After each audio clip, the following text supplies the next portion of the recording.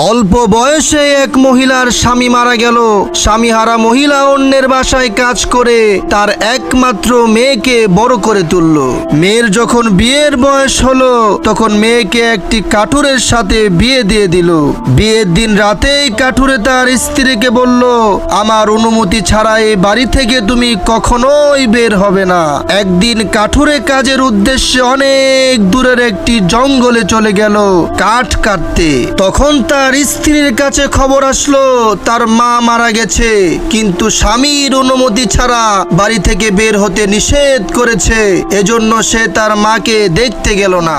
কয়েকদিন পর তার স্বামী বাড়ি ফিরলে স্ত্রী কেঁদে কেঁদে তার স্বামীর কাছে সমস্ত ঘটনা খুলে বলল।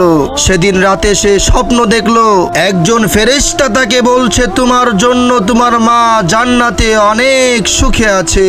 সেদিন যদি তুমি তোমার স্বামীর কথা অমান্য